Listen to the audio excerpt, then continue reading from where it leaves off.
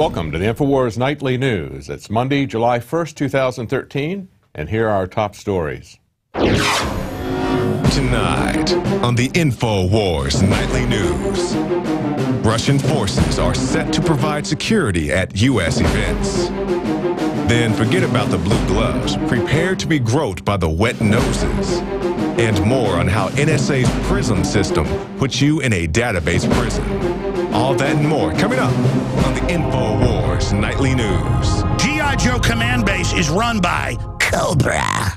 Well, we've seen our police militarized. We've seen our military being used as police. Now, in a breaking story from Paul Joseph Watson on Infowars, we see that the Russian forces are going to provide security at U.S. events. In the article on Infowars, it says, as part of the deal signed last week in Washington, D.C. between the Russian Emergency Situations Ministry and FEMA, Russian officials will provide security at mass events in the United States, a scenario that won't sit well with Americans who are wary of foreign assets operating on U.S. soil. The use of foreign troops or other officials in a law enforcement capacity providing, quote, security inside the United States is illegal under Posse Comitatus. Now, this is something that we've seen happen before in empires, of course. The Romans were famous for doing this, and the British did it to a large degree during the British Empire. And that is taking troops that are not native to a particular area or taking competing ethnic groups and using one ethnic group that's had a conflict with a second ethnic group in the past, using that group to police that ethnic group and vice versa. It'll be a lot easier for our government to collect guns and confiscate guns and shoot on Americans if they're not using American soldiers, if they're using Russian soldiers. But of course, even using the American military to do that is against the Constitution. But it'll just be a matter of effectiveness for them to do that. Now, this is something that's been happening for quite some time. As the article points out, going all the way back to 1961, we have a leaked document, the State Department publication 7277. In that document, it talked about U.S. troops and Russian troops joining together to create a peaceful disarmament under the UN. Then we also had the urban warfare drills of the 1990s, reported by Alex Jones multiple times in the news and documentaries. In 2008, we saw the U.S. and Canada have a joint military agreement to help each other out during quote-unquote emergencies. And in 2010, we had Operation Vigilant Guard with Polish troops. And then, of course, last year we had Russians doing policing work in Colorado Springs. Now, this all came from a Russian publication. This is where Paul Joseph Watson found it. And that's referenced in the article, so you can read it for yourself. We're not making this up. A very dangerous precedent, something we're increasingly seeing. As I said, it goes back to 1961. But the frequency at which it's happening, the openness with which it's happening is what is really concerning, as well as these increasing frequencies of urban warfare drills. Now, there's been a change in TSA at the Denver airport.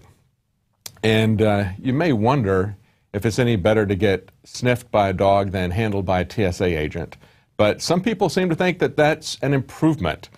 In a report from CBS Denver, it says a major change is coming to the security lines at DIA. And there's a couple of quotes that are from tweets that are in there. But through airport security without taking my shoes off, removing anything from my bag, or being scanned. That person's so happy that happened. Another person tweeted and said, straight through security in just 2 minutes with shoes on and laptops and liquids in a bag. And finally, the article points out the TSA's website says its canine teams are a mobile form of explosive detection and are extremely accurate. Isn't it sad that people are so excited that they can pass through and only have a dog sniff them instead of a person manhandling them, fondling them? Can't you remember when you were able to travel with freedom and dignity in this country? It wasn't that long ago. And you didn't have to get excited about the fact that you were merely smelled by a dog. But the thing that's also troubling about this is the emphasis on efficiency. You know, it was said that Hitler made the trains run on time, but maybe the destination of Auschwitz is not where you want to head. And we have seen historically that the TSA is not really doing anything. At least maybe these dogs can certainly sniff explosives or remnants of explosives on people's clothing. You know, dogs are used for arson control. They'll be able to smell accelerants on people's clothing who had just handled that stuff in the past. And so I'm sure that's what they're looking for. That's why they don't have to go through your bags. And it would be a more effective way to do it. But is there really a threat? We have seen for a decade the TSA using increasingly intrusive, unconstitutional techniques to control us, to monitor us, to harass us. And yet they haven't found anything. As a matter of fact, when they conduct their own internal tests, their failure rate is so high that the Florida congressman who introduced the legislation to create the TSA said he wanted it disbanded. But of course, he was blocked from releasing their failure rate because it was too incriminating. Now, if we really had the kind of terrorist threat that we're supposed to have, we would have seen a lot of terrorist attacks because the TSA is absolutely ineffective. But instead, what they're going to do is they're going to find other ways to harass us, if not with two-legged animals, then with four-legged animals. And we see another thing that's repeated here. We have another American stuck abroad on a no-fly list. This is from USA Today, and it says a no-fly list is blamed as a U.S. flyer is stranded in Bangkok airport. Now, this fellow is of Pakistani family, but he grew up in America. His name is Mutawalla, and he's a 29-year-old U.S. citizen from Pomona, California, on his way to Indonesia, from Indonesia to L.A., when airline staff in Bangkok refused to issue him a boarding pass for his connecting flight. U.S. and Thai authorities told them that he could not travel, but they would not say why. This is what we constantly see with these no-fly lists, leading him to believe that he'd been placed on the U.S. government's secret no-fly list. You know, there's never any trial, there's never any accusation, you're never told why you're put on it. It's just a star chamber proceeding. Continuing in the article, it says, after sleeping at the airport terminal for 4 nights he had to sleep in the terminal, Mutawalla, who is of Pakistani descent, was told that a Justice Department official had arrived from the U.S. to question him. When he declined to answer questions without a lawyer present, hey, this guy is an American who knows his rights. He was left in the custody of Thai authorities who held him in a detention center for 10 days. He said, they treat you like an animal. And he pointed out he was born in Anaheim 29 years ago. Now, the group that is fighting this says that, civil rights group says that cases like his show that the government has failed to carry out a 2010 policy to bring American citizens and permanent residents stuck overseas back to the U.S. regardless of their no-fly status. Now, a lot of people are going to say, well, he is Pakistani origin, so I'm sure there was some kind of suspicious thing going on there. Well, if you remember, it was back in October that Wade Hicks was stranded in Hawaii on his way to Japan to see his wife, who was in the military. Now, Wade is not of Pakistani origin. He doesn't have any kind of foreign connection in his background. I mean, he's just kind of a white Anglo-Saxon Protestant kind of guy. He was also cleared recently, just before he left, by the FBI for the highest level of concealed carry, and he had been cleared by the TSA as a worker, as a transportation worker. He had a special badge for that. In spite of all that, and without any notification, he was drug off of a plane and stranded in Hawaii. And he was eventually able to get back to the States, but they would never tell him if he was on the list. They wouldn't tell him why he got put on the list. They wouldn't tell him if he was still on the list or if he could ever fly again. And this is the kind of star chamber secret proceedings that we see the government doing in every aspect of their activities in the name of war on terror, whether it is NSA spying on people, the FISA court, which operates in secret, or whether it's these secret no-fly lists.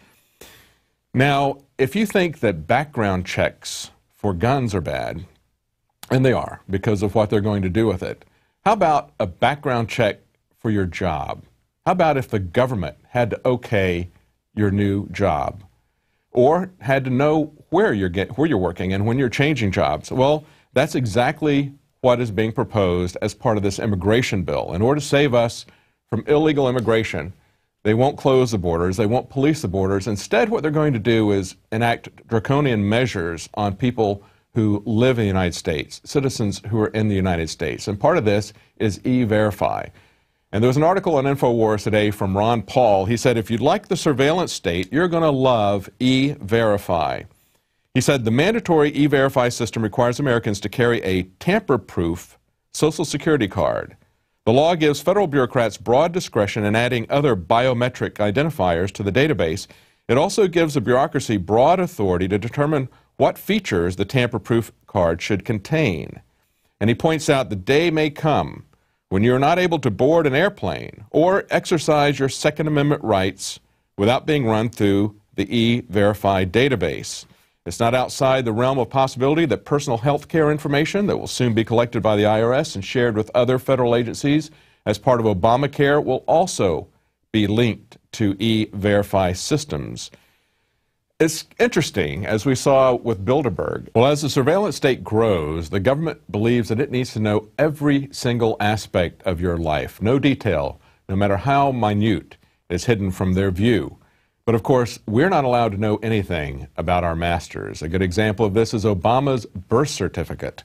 And we're going to be talking in our interview today with Mike Zullo. He's going to be talking about the detailed investigation into Obama's background and his birth certificate by Sheriff Arpaio's group.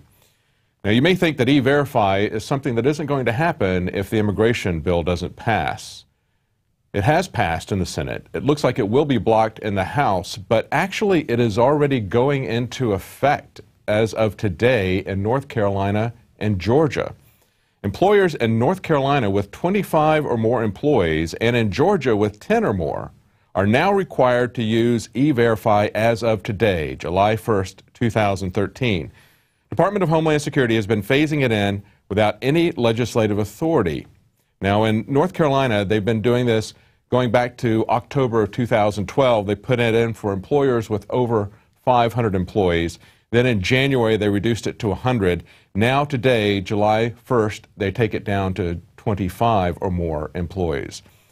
Georgia started phasing this in back in January of 2012, and now, as of today, they are down to companies that only have 10 employees are required to send this information to Department of Homeland Security and the Social Security Administration whenever someone hires someone new. It has to be verified by the Department of Homeland Security.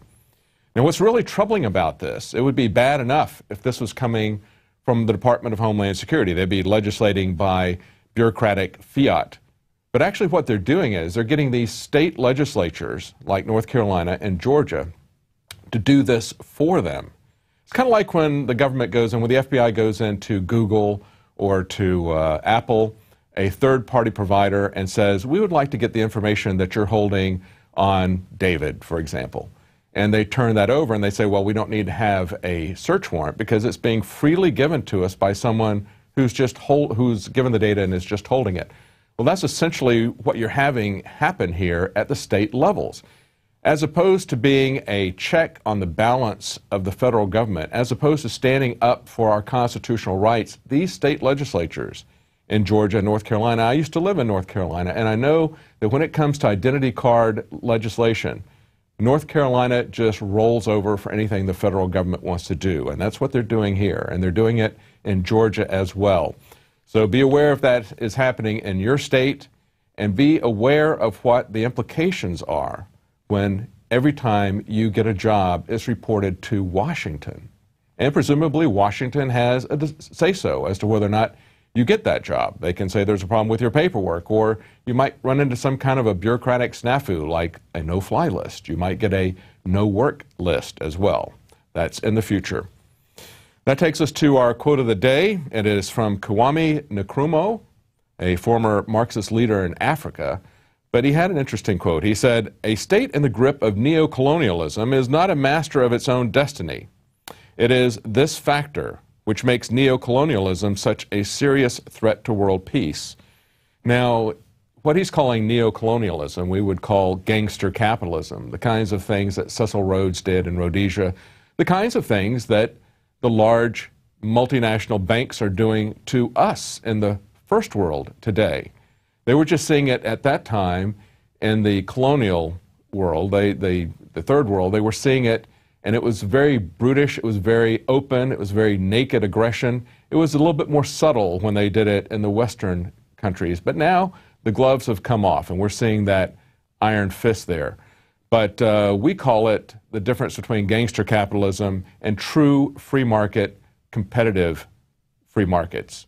That's not what capitalism is. It's not gangster capitalism. It is a free market where you have private property and true competition, and that is what is being squished out. Now, getting back to NSA spying information, Ars Technica has an article about how a 30-year-old, in this case a lawyer, exposed NSA mass surveillance of Americans. But it's not the 30-year-old Ed Snowden. No, this was a lawyer, and it was back in 1975, 8 years before Ed Snowden was born. And this was part of the Frank Church Committee hearings. If you remember, back in the mid-'70s, it was an effort to clean up corruption in the wake of Watergate. The article says, critics today charge that the U.S. surveillance state has become a self-perpetuating insular leviathan that essentially makes its own rules under minimal oversight. Absolutely. Well, the Church Committee, set up by Congress in 1975 to function as a sort of Watergate-style inquiry, focused on CIA subversion of foreign governments and spying on American citizens.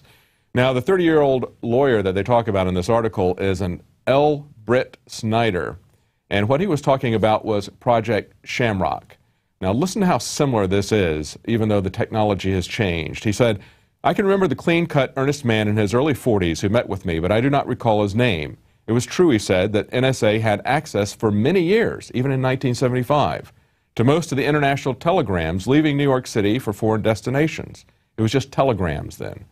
The program was codenamed Shamrock, and it was known to only a few people within the government. Every day a courier went up to New York on the train and returned to Fort Meade, that's where the NSA was headquartered, with large reels of magnetic tape, which were copies of the international telegrams sent from New York the preceding day using the facilities of 3 telegraph companies. The tapes would then be electronically processed for items of foreign intelligence interest, typically telegrams sent by foreign establishments in the U.S., or telegrams that appeared to be encrypted. It's exactly what they are doing today. Except, as we'll see in the one article after this, we're going to see exactly how they're doing that from Google and Apple and how technology has streamlined that and made that so pervasive that they can do it to everyone. But first, let's take a look at the reaction in Germany. German prosecutors may actually file charges over U.S. and British surveillance. They're very angry about the fact that the German government has been spied upon. German Justice Minister Sabine Leuthauser Schnarrenberger demanded an immediate explanation, said the behavior of the intelligence services was, quote, reminiscent of the actions against enemies during the Cold War. Quote, it defies belief that our friends in the U.S. see Europeans as their enemies, she said. A spokesman for the federal prosecutor said the office was preparing to bring charges against, quote, persons unknown in relation to the reports. Well, we know who they are. They can start with James Clapper, Director of Intelligence, who lied to Congress just a couple of months before this was all broken by Snowden. He lied to Congress about what was being collected. We can also go to President Obama himself. Maybe they should press charges against Obama. But the interesting thing I think about it is the fact that they just cannot believe how they're being treated. They have no malice towards the United States. Yet the United States is treating them as if they're enemies. Well, that's the situation we American citizens find ourselves in. Not bearing any malice in general to the United States government, we are treated as if we were dangerous enemies. We are spied on, we are lied to, and we see a buildup in weapons reminiscent of the Cold War. So essentially what we see here is an information war, a PSYOP, that has all the hallmarks of a Cold War and preparations for a hot war. Now, the government likes to say that, like to minimize this NSA leak and say, we were just looking at ones and zeros, or it's just metadata. Well, more slides have been released today from The Independent, more slides from Edward Snowden, that give us more information about PRISM. And if you remember when this came out a couple of weeks ago now, the companies that were involved, Microsoft, Google, Apple, others, said essentially the same thing in their statements. They had very carefully worded, nearly identical statements of denial, which right there should tell you that they're not telling the truth, that they've got a prepared statement, carefully prepared denial, so they can kind of beat around the bush. Actually, I guess you'd say they're prevaricating around the bush. But these identical scripted statements were denials, and now we see in this document here that you're looking at, we see exactly what's happening. These are some more documents from this top secret slideshow that was leaked by Edward Snowden. The slide describes what happens when an NSA analyst, quote, tasks the PRISM system, in other words, gives it a task, for information about a new surveillance target. And they've got about 117,000 of these targets as of last count. The request to add a new target is passed automatically to a supervisor who reviews it. But basically, it's just a rubber stamp procedure because the analyst only has to have, in his terms, a reasonable belief defined as 51% confidence that the specified target is a foreign national. Now, the other things that are interesting are these side notes on these charts. Go down that chart just a little bit, and you'll see that side note over to the side. The Washington Post says, the FBI uses government equipment on private company property to retrieve matching information from a participating company, such as Microsoft or Yahoo, and it then passes it on without further notice or further review to the NSA. If you look at the next slide down, you'll see that it shows how it passes from the cloud to the FBI Data Intercept Technology Unit. That's the DITU. And it says in the notes there, from the FBI's interception unit on the premises of private companies. Again, they said, we don't know anything about it. We didn't have anything to do with it. They've actually got the machines there. And we've had leakers who have told us this in the past, and they were telling us this from the very beginning. And now we have more evidence from the government's own top secret slides that it is on the private company's premises that they put this specialized equipment where they can pass information to one or more quote-unquote customers, as they call themselves. Those customers would be the NSA, the CIA, or the FBI. Now, the next slide shows that depending on the provider, the NSA may receive live notifications when a target logs in or sends an email or monitors a voice text or voice chat as it is happening. So right there, there's the note right there. They're going to be pulling in the data in real time as it's happening. And if we look at the previous chart that was up there, one of the things that they like to talk about is how it's, go to the previous chart there, talk about metadata and how it's, don't worry, it's only metadata. Or as one congressman said, it's only ones and zeros, it's not any information about you. But on that chart, it shows not only metadata, but it shows voice content. Right there, you see voice content. Down a little bit to the left, guys, it says DNI content, in other words, where you're located, and videos. They're looking at all of your personal information. It is not just metadata. Now we have an interview that is coming up with the filmmakers of State of Mind, talking about control and how the government has absolute total control of us. Part of total control, part of the PSYOPs is having information about what you're doing, how you're going to react, how you think. Then they use that information to control you. This is an excellent documentary, State of Mind. It's going to be shipping July 17th. It is still pre-booking at Infowars. We're going to have it exclusively for a 90-day window here at Infowars. And we've got a video here where Alex is meeting with the filmmakers, and they talk about how subjective reality is manipulated to influence our objective reality. Okay, folks, Alex Jones here with Infowars.com, and we're shooting some interviews to get the word out about the new film State of Mind, the Psychology of Control, that people can find out more about at Infowars.com and InfoWarsStore.com. And we're going to be premiering this on PrismPlanet.tv on July 17th, 7 o'clock Central for all the viewers and members of PrismPlanet.tv. And then they are graciously, to get the word out and have a free society, are going to allow it to be posted on our official YouTube channel for free for everybody. But I hope that folks out there will want to have it on Blu-ray or DVD and get a free film that we're offering with it at InfoWarsStore.com so that they can make future films. This is their second feature film. The first one, of course, is A Noble Lie, Oklahoma City, 1995, exposing that false flag. So this is very important to support the front lines of the InfoWar, and I'm very impressed with this film. That's why we have the initial distribution the first 3 months of it coming out. So you can pre-order it right now at InfoWarsStore.com. But we were in here having a meeting about a big interview we're doing tomorrow on the Nightly News, and Richard Grove, who is a forensic historian and really knows his stuff because I've done a lot of research. And hearing him talk, the way he puts things is really a great way to wake people up, but also to simplify the complexity. And he's basically taken the classic equation, one of the classic equations of Einstein, and combined it to basically explain how they're hijacking the human computer and manipulating it, why they want us to have training instead of real education. Of course, they call their brainwashing and Pavlovian training, they call it education, but it's really dog training, TSA, all of it. So I got him to basically agree to talk to us here and go back over what he was showing me earlier when he drew out this equation. So Richard, please break this down for everybody out there.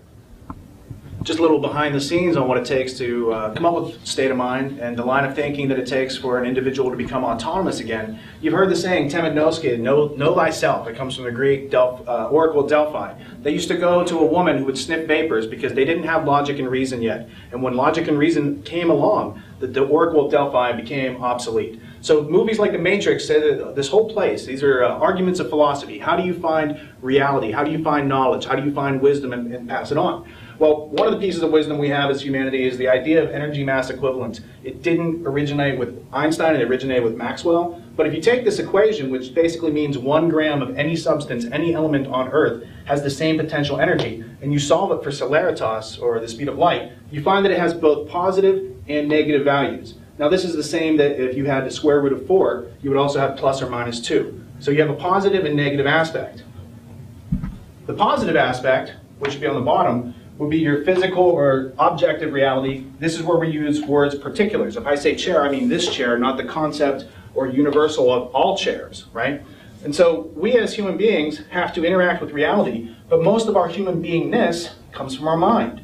So this is where we keep knowledge, these universal concepts. This is subjective experience. That's the archetypes they're programming. Right, absolutely. And you also have to synchronize yourself to stay in line with reality. So the objective reality, or these particulars, you need a way to test it. To test it, to synchronize it, just like you synchronize your devices, right?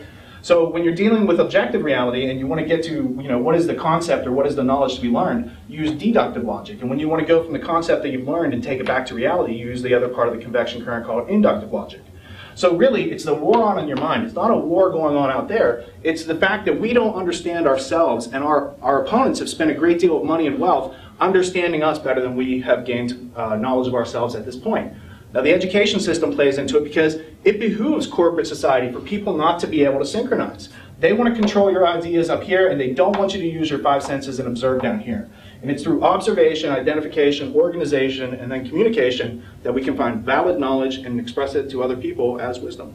So that's why they say questioning known liars is a conspiracy theory. That's just a fake archetype up in the universal to say don't look at your 5 senses. That's kooky. So basically they're trying to get people to just stay in the allegory of the cave and only believe what's projected on the wall. We're back to Plato again. And one of the challenges as a media producer is to create a piece of media that takes the audience through that transition, through that learning process, so that they can escape the cave, the metaphor, of being an enslaved person in their mind because they don't ask questions. Recently, the kids at RIT, Rochester Institute of Technology in upstate New York, had a $12,000 Kickstarter to build a 3-dimensional model of the Escherian steps, M.C. Escher being a famous model who made 2D designs that looked like 3D. So the challenge was build this in reality. And a viral video went across the internet where you can see people running up and down these Escherian steps having their minds blown. And I advise everyone who's watching to take a look at that, look it up, and don't do research into how they do it. Just experience the PSYOP as it is and see if you can figure it out without looking it up. But what you'll see is that their project was not to create some impossible 3-dimensional staircase. It was to sell a myth to the public. It was to raise money to make people believe that they were really going to do it. They use a vertical split screen. I spoiled it for everybody. We'll have to cut. No, just spoil it. They use a vertical split screen so other people can basically take their iPhone, go to this stairwell, which really exists, but it's a real stairwell that only goes, one way and you can't go around in circles. And then they can simply edit it. And the phenomenon you experience is that when these kids figure out it's a myth, they don't tell you. They participate in it. And so that's the teaching of psychological warfare skills 2 college students, and I'm sure that's not what their parents are paying for, but it's a priceless lesson because I was able to share this with my friends and family, and they have all sorts of ideas about how it's done, and when I tell them it's psychological warfare, when I explain it's a myth that they're creating, they take a step back. And I'm like, that's just what they did on 9/11. It's what they do on every And that's why they situation. teach you about things like, Christmas really being Santa Claus, and you lie to your kids and be part of the myth. Right, and that's part of social conditioning. I mean, I know it's a gross topic, but there's a really great documentary on circumcision and how that brutal practice came into this country. And when you find out it's about breaking down the male in the family and social control, and if a father will do that to his only child or firstborn son, then society can really control that father to do anything, can't they? Absolutely. They can make you engage in sexual mutilation, then you'll accept anything else. If you can let the TSA stick their hands down your pants, then you'll accept anything. If you'll let them take blood at warrantless checkpoints, you'll do anything. Predictive programming.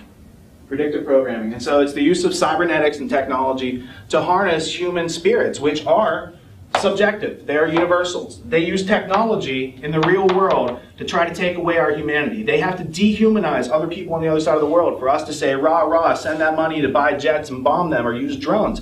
And people in America have to believe that those people on the other side of the world who might not look like us are bad people, that they're not human beings because they want to use depleted uranium and white phosphorus and all these crazy things that our tax dollars unwittingly, I mean, none of us really agree to that. And yet well, that's like man-made global warming. Undoubtedly, right. Some of the things we do to the earth are hurting the earth and us, but it's certainly not carbon dioxide. But they say, Obama yesterday, the bad weather was because you didn't pay the UN money. And it's going back to the ancient myths of give me the best hut, give me the best food, let me sacrifice your children, or the snake god's going to eat the moon tomorrow. The scientists knew that it was really an eclipse. They knew it came back. But they knew the general public didn't mark down the dates, didn't remember, so they thought the priests were magic, and now they've come back to accept world government. Let us charge you more for everything. Let us make you pay private interest, a global tax of $100 trillion over the next decade, as they're calling for at Davos, or the earth will basically die, while they actually engage in things that are hurting the earth. And that becomes the real delusion. When you study these globalists, they're the ones that are actually endangering everything, and they're drinking their own Kool-Aid as well. They're not only drinking their own Kool-Aid, but they fail to recognize the fact that they are drinking Kool-Aid. And the things that are going on right now are not new. It's just that we're at a point in history where we can afford the technology to easily share this with millions of people. And times in the past, you could tell a couple people and then they'll probably wipe you out, take all your stuff, and never be heard from again because they write history. So you're really dealing with a well-organized opponent with a lot of office supplies that keep records back thousands of years. We have a very short memory in this country. People in Europe aren't so easily controlled so much because they've been part of a system that's been controlled. We were groomed to think that we live in a free country. That has not been true for a long time, but it could be true again. These ideas that made America great are still here. They've just been conditioned out of us. They've bred the liberty, self-reliance, self-confidence, and freedom out of us. And they've taught us to externalize all these things through conspicuous consumption. Buy a fancy car, get respect from people. Have a high-paying job, get respect from people. Well, those are some of the things that I had trouble with when I left the corporate world. When I retired as a whistleblower, I got to give up my big apartment, my Range Rover, my Porsche. I haven't had a car, a cell phone, a bank card in 10 years. I'm just fine. The clothes I'm wearing, this jacket I bought in 1997, it's still fine. You have to look at world affairs and yourself and how you interact with. Well, integrity is the value, exactly, not the signets of success. Again, that's all just surface or universal programming instead of what real value is. Well, and one of the differences today with universal programming is this idea of cybernetics. Zbigniew Brzezinski in Between Two Ages, the Technotronic Era, which means the post-industrial world in America, he says that the deindustrialization of America is planned because they had this thing called cybernetics where they could collect all this information. And under the Soviet Union, it wasn't as effective because they had no computing power to process it and make profiles and predict people's behavior. But today, everything that's going on with the NSA spying is stuff that Brzezinski called for in 1970 to say, if you want to control this human livestock, you have to start collecting massive amounts of information and applying and developing technological artificial intelligence to do something with that to control their attention and make sure that no one's and damage us so we can be better managed, which is a crime against the species and everyone, and shows how degenerate these people are. It's not like they're lions going out eating gazelles because that's the order of things. They are wrecking the species to make us gazelles so they can act like lions when they're not even really lions. They are people that on a mass scale are cheating themselves and everyone else. And that's why it's important that the fire of liberty get out there across the entire world. And that's why films like State of Mind are important. I hope you get it at InfoWarsStore.com. I hope you start thinking for yourself because these people are laughing at you. So many folks that learn about this knowledge decide to use it to manipulate people so that they can, again, have more empty logos of power, a bigger house, a nicer car. When in truth, if you have this knowledge and use it for good to empower people, you can become monetarily successful. But then you realize that's only a tool or fuel to try to build a better civilization, because that's the real continuum we're part of, is trying to be a healthy species in a future, not one run by a bunch of crazy technocrats. And so I just hope that everybody out there understands that I've been approached many times off record, but also sometimes on record, and they say, look, the public scum, you're smart, you see it, join us. That's what they tell a lot of these people, and then on the ego they go, oh, I can be part of the club, and it's all just a sick narcissistic joke, ladies and gentlemen. The people in the greatest depths of the matrix are those that think they're going to manage and control all of this. And so that's the point I want to make to you out there, is that this knowledge is a fact. What's going on with the New World Order is a spoken fact. They write books like Brzezinski. I've read a couple of his books where he brags about all this evil and admits they run the organized crime and admits they are managing everything. And you've got to understand that Rothkopf writes and talks about this. All their insiders think you're so stupid, they write books just for themselves to read it, kind of like Carol Quigley wrote Tragedy and Hope, just to give to people at the State Department so they can understand, wait, we're fascist, but we run communism? Well, wait, we want authoritarianism? Well, wait. They themselves have to have these publications so they can understand the twisted logic. And then if you look at who attacks you, Rachel Maddow is a Rhodes Scholar. MSNBC is owned by GE, and they produce nuclear weapons. They're every part of the New World Order. So when a Rhodes Scholar is attacking you on a regular basis, I'd say you're successful. Well, you notice she likes to play the part of an anti-tyrant person when Bush was in, but you notice that Naomi Wolf has come out against Snowden and says, I feel like he might be a double agent. She's a Rhodes Scholar as well. I know, that's why I brought her up. Yeah. So and it's regardless of who Snowden really is. He didn't give out missile secrets or aircraft carrier speeds. He said what we already knew, but just said that, and now they're talking about wanting him dead. And saying arrest him, and then all these people are saying he might be an agent or something because the media is spinning it. They're going to do that anyways. Yeah. Justice be done, may the heavens fall. But you can see all these people who just think they're smarter than us trying to manage us. And they're intellectually bankrupt. That's the most important point to take away. Review anything, the attack pieces that corporate media does on Alex. They can never address the reasonable points that are being made, the legitimate documents that are out there. They always have to go after something and go get some video of him from 10 years ago, make it look like he's in this little tiny studio. They do not give him respect as they should, because they know it's a threat. Well, she lies and says that I'm saying there's WASP under the UN, or that Obama sent the tornado when a lady said, are there weather weapons? And I said, of course there are. I don't think this is a weather weapon. That turns into I said Obama did it. But that's desperateness. Right. I mean, they are desperate. Right. And if anyone wants to look it up, weather weapons, December 10th, 1976, there's a United Nations treaty against weather weapons, weather modification banned in that treaty. So the United Nations knows it exists. We should too. It was a giant geoengineering program. But again, State of Mind, support free open film. Get this out to everybody. And regardless, watch it on the 17th. And then later it's going to be on YouTube. And understand this is a gift for all of our future. So again, Alex Jones signing off here with the great folks from Free Minds Films. Now get out there and take on the New World Order, because there is a war on for your mind. And knowing about it is half the battle.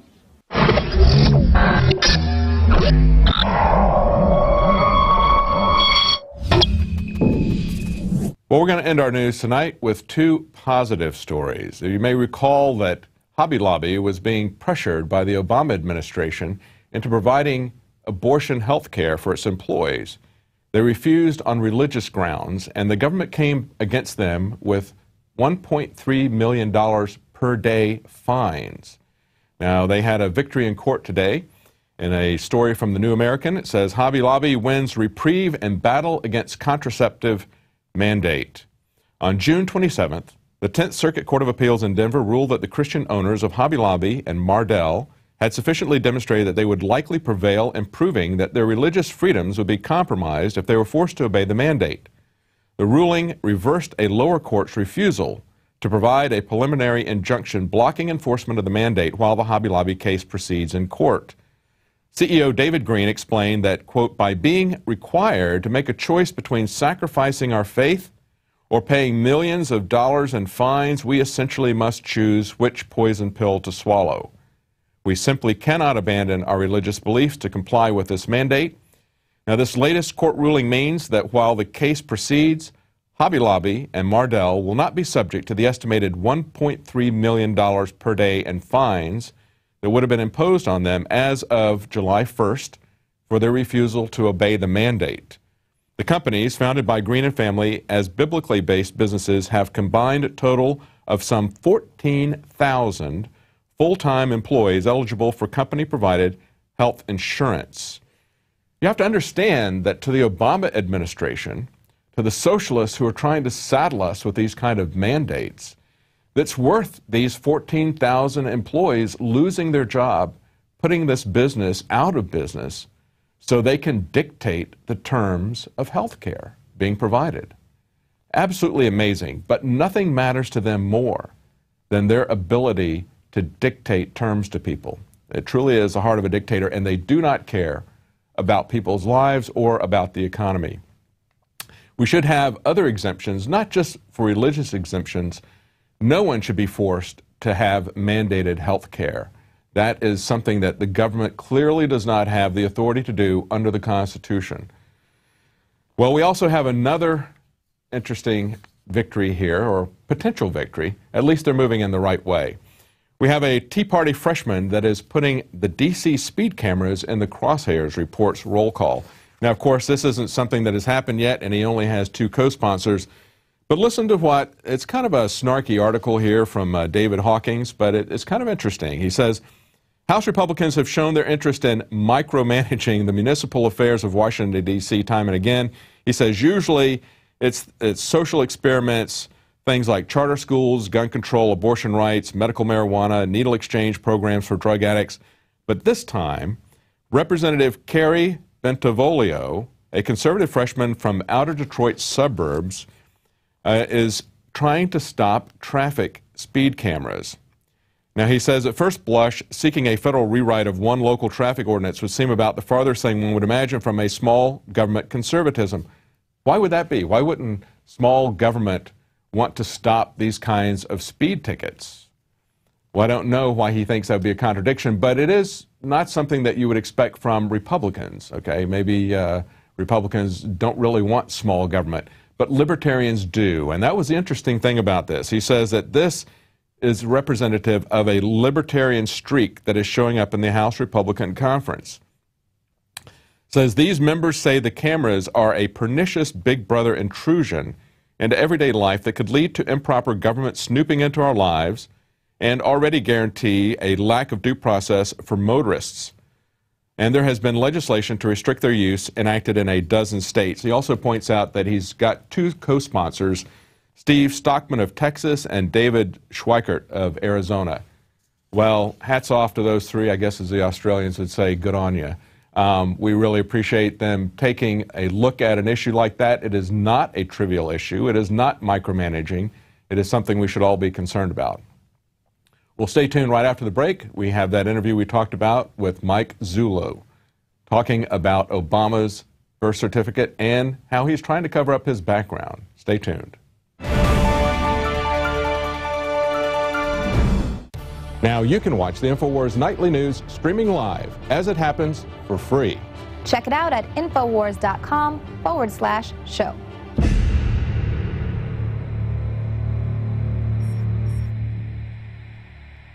Johnny Appleseed was born during the Revolutionary War. He's not just a legend.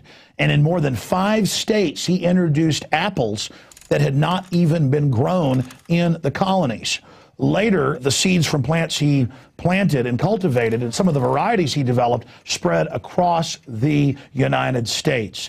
And it was Johnny Appleseed teaching the colonists and then the new Americans, after we won independence, the love of planting fruit trees that introduced that idea to North America.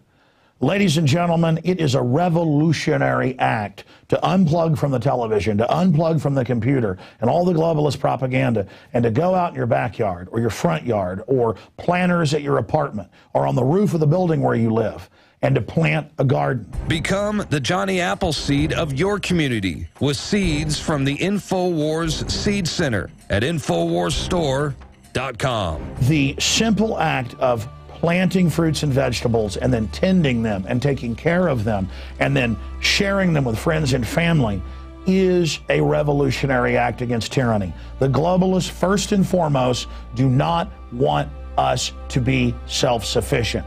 The crony anti-free market capitalist, the fascist, are using socialism and collectivism to shut down societies. Stalin in Poland and in Ukraine and other areas starved on record more than 10 million people over 5 years by not letting them grow their own crops and collectivizing them. Mao killed between 65 million and 80+ million people doing this same thing.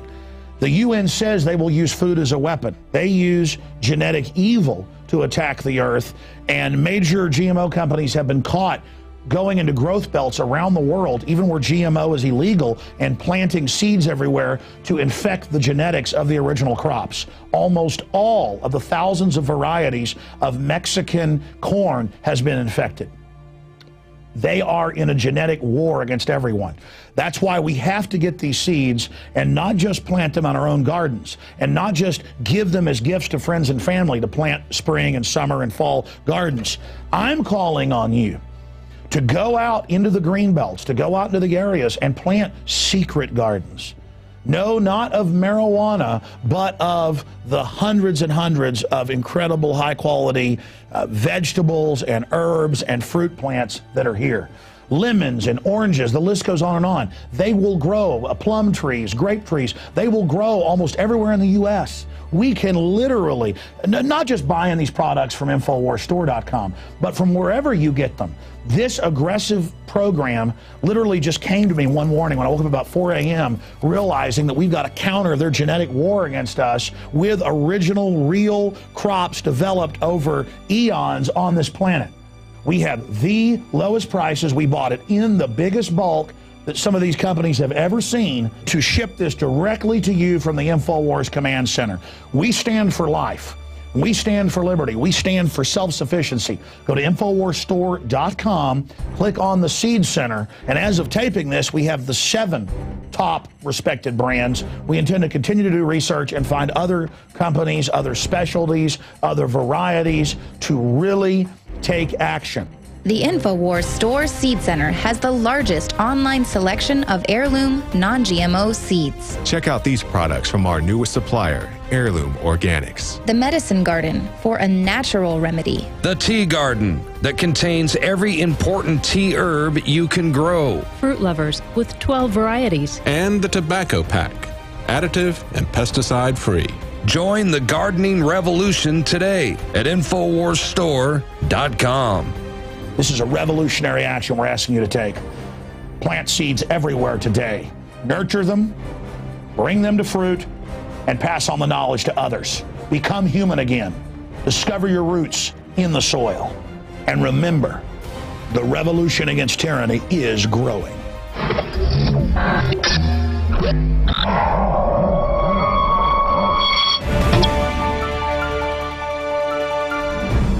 Well, we know that President Obama wants background checks for all gun owners. And as we mentioned earlier in the program, the government now wants background checks before you get a job.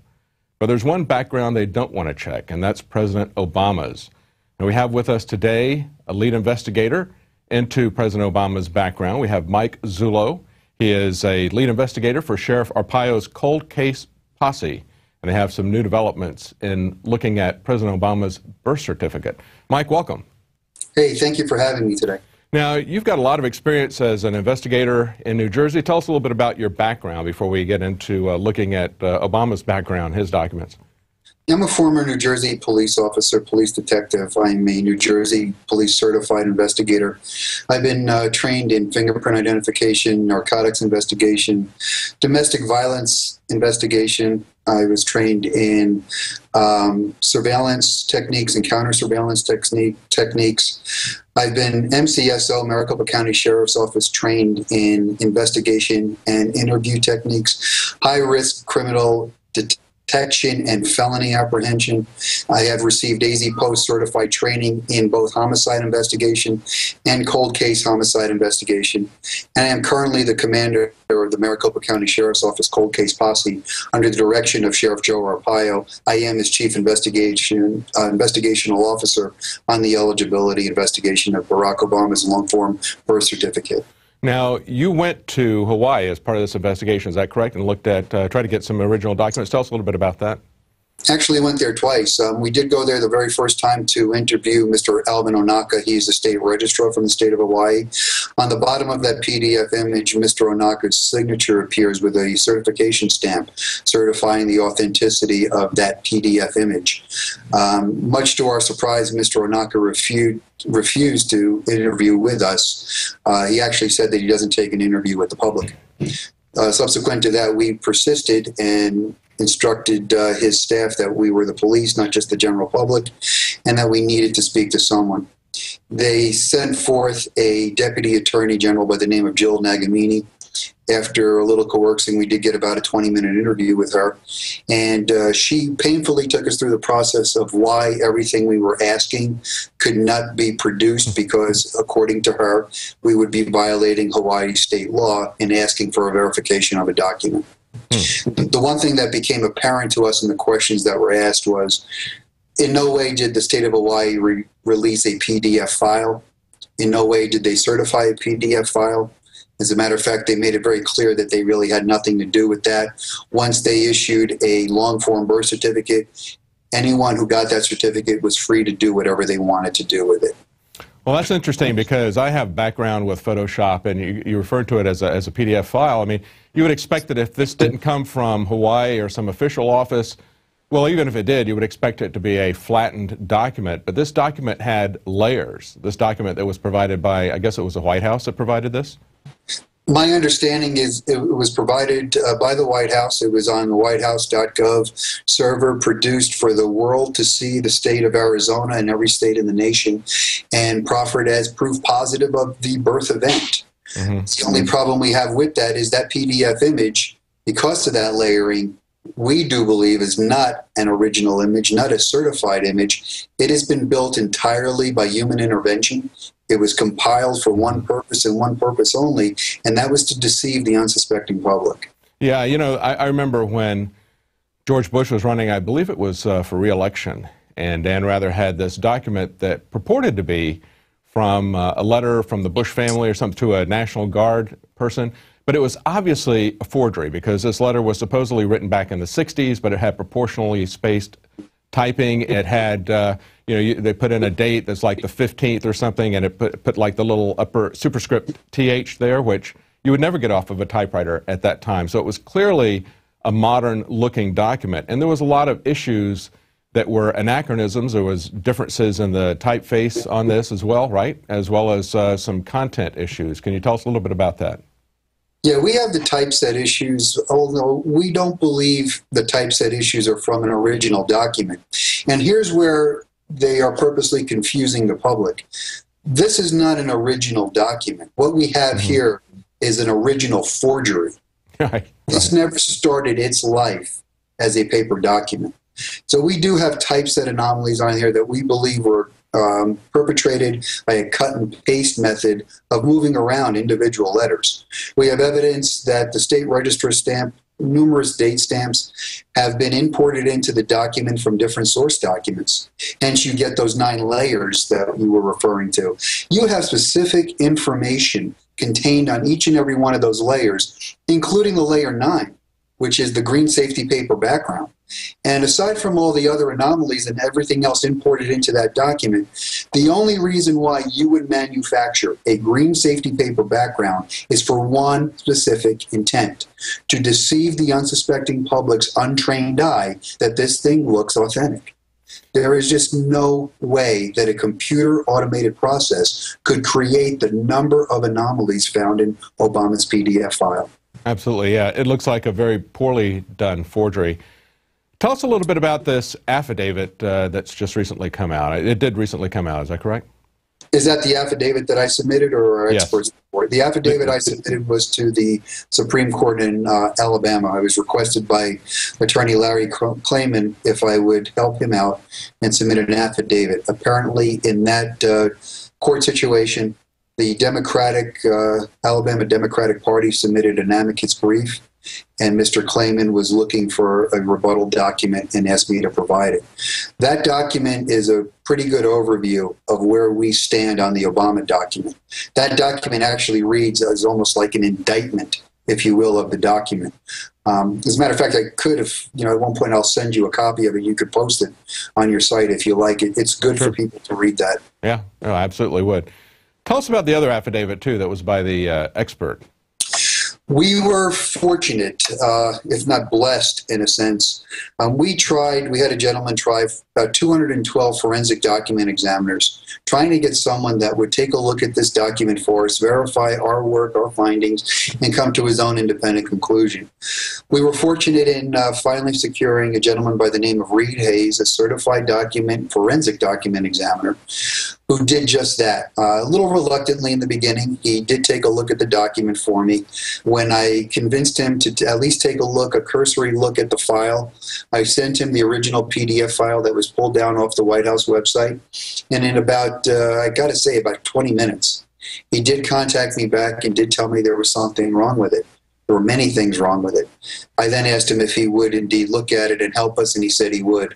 About 2 weeks later, I got a 40-page report back from Mr. Hayes, and in his conclusion, he comes right forth and says that in all his years, 20 years of experience, looking at all kinds of documents, he has never seen a document so fatally flawed as this, and that the document, in his opinion, is a 100% fabrication. Now, this is a court-recognized forensic document examiner, has testified in numerous court cases, and as fate would have it, he even testified on behalf of Perkins Coie. Perkins Coie is the law firm that represents Mr. Obama in all eligibility issues, and is actually the same law firm that dispatched a lawyer to pick up the purported 2 certified copies of Mr. Obama's birth certificate. Wow. Now, there were some computer simulations as a part of that affidavit, weren't there? Yes, there were. There's some... Tell us a little bit about that. Well, there were screenshots in that affidavit of some of the work that we did. Now, if you're talking about the affidavit, or are you talking about his report? Well, his report. Just tell us a little bit about the computer simulations. Well, I can't go into too much about his report. His report is confidential. I've only released that last comment that he made because that really sums it up. Okay. All right. Fine. Now, there were some things that really were things, like I said, that people could see even if they weren't document experts. The multiple layers was very suspicious. There were other things, too, like the fact that it referred to his race as African American. That was very anachronistic, wasn't it? Yes, it was. Our research says that the term African, number one, is not a race identifier. Number two, the term African to describe a race, if you will, was not used for about 20 years in the future. It was actually around the early 80s. Right. It was used. So we have no documentation that says African means anything like that. The other problem you have with that is African doesn't describe a white individual. It doesn't describe a black individual. It doesn't describe an Asian individual. It is not a race identifier. So whoever compiled the document for whatever purpose used African as the race identifier, and that was incorrect by the 1961 Vital Statistics Standards.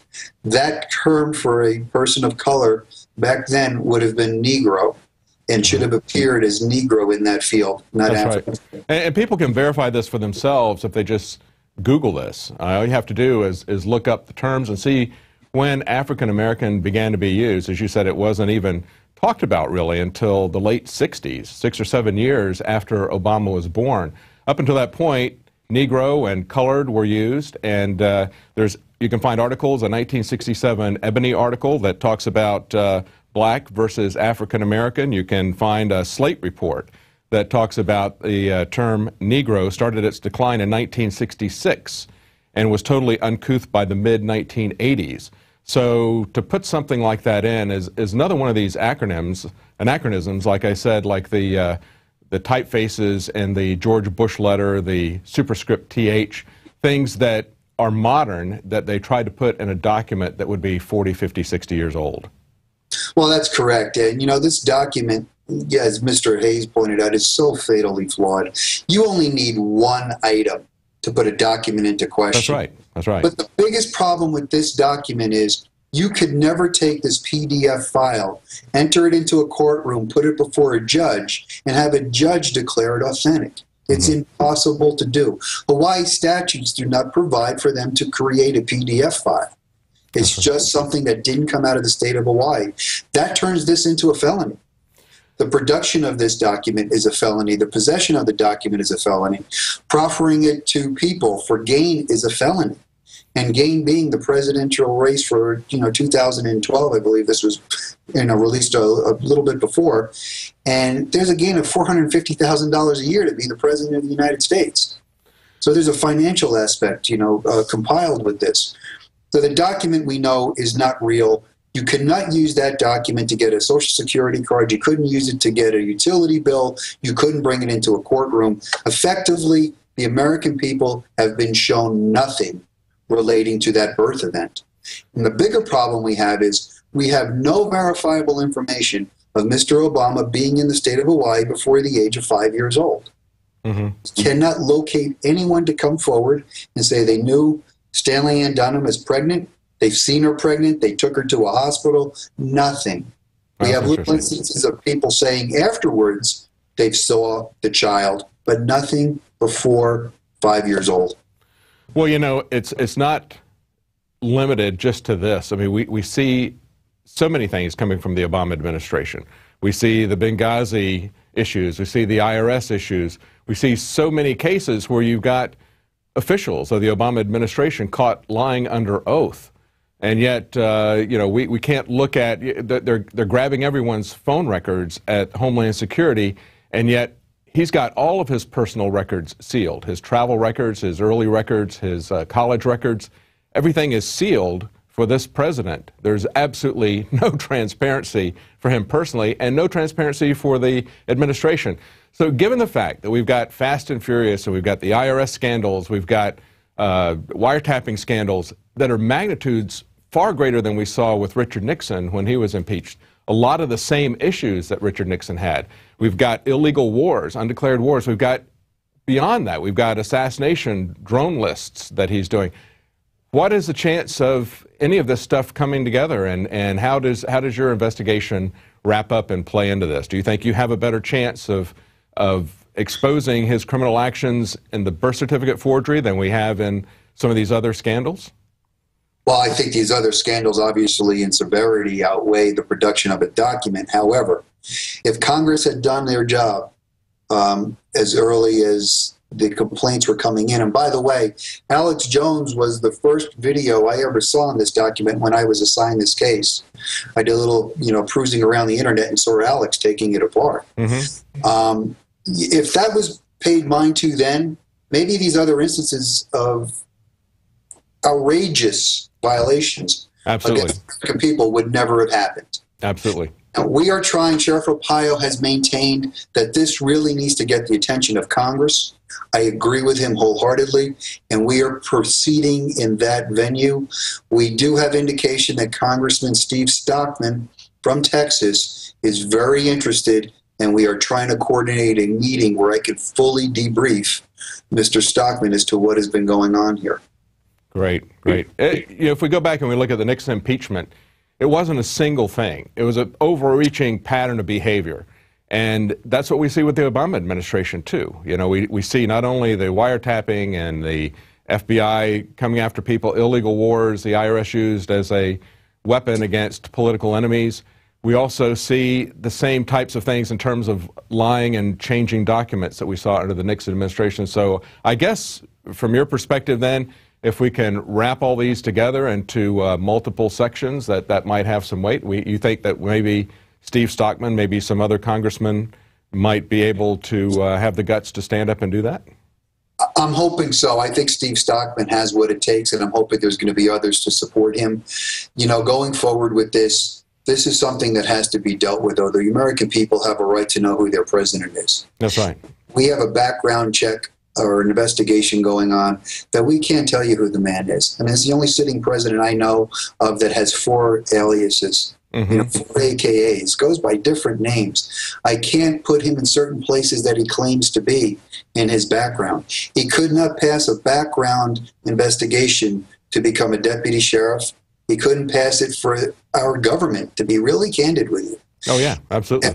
And we learned that the government does not vet a presidential candidate, nor do they vet a president-elect or the sitting president.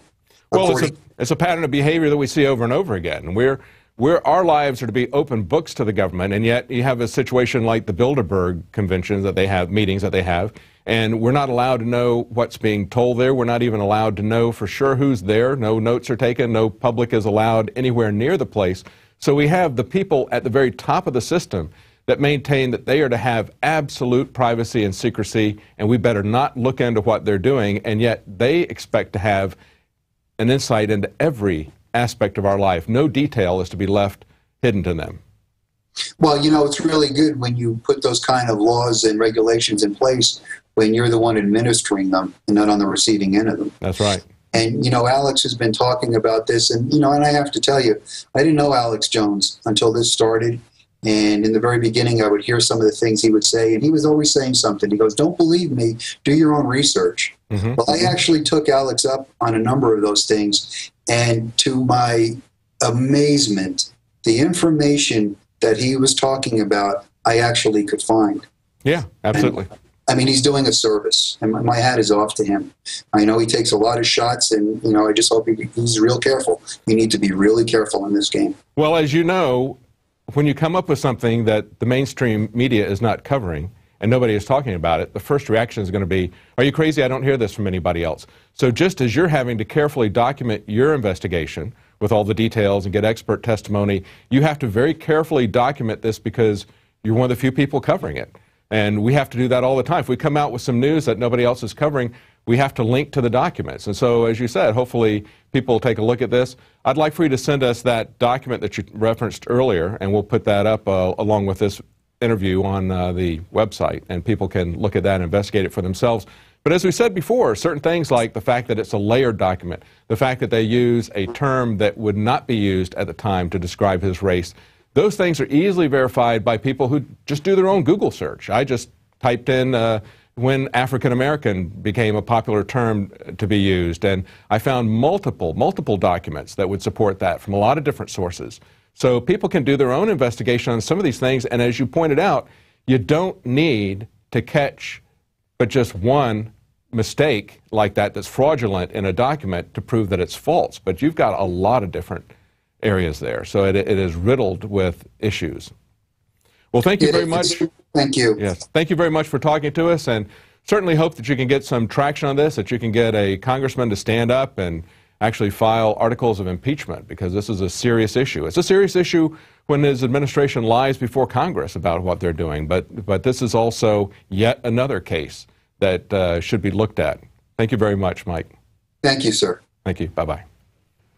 Well, if you want to stay current on investigations about this and the seemingly endless list of scandals coming out of the Obama administration and criminal activity, get a subscription to Prison Planet TV if you're watching this on YouTube. Just one subscription gives 10 people besides yourself access to Prison Planet TV simultaneously. It helps to support our operation, and it helps to wake people up and keep them informed.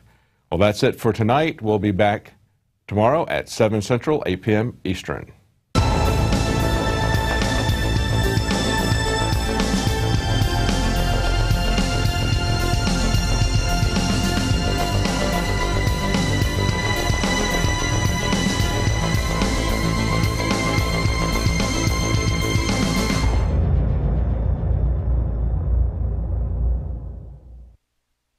Now you can watch The Alex Jones Show live as it happens at Infowars.com/show. You'll find links to all of our content there and a free 15-day trial for Prison Planet TV. More than 60 movies and documentaries all in one place at Infowars.com/show.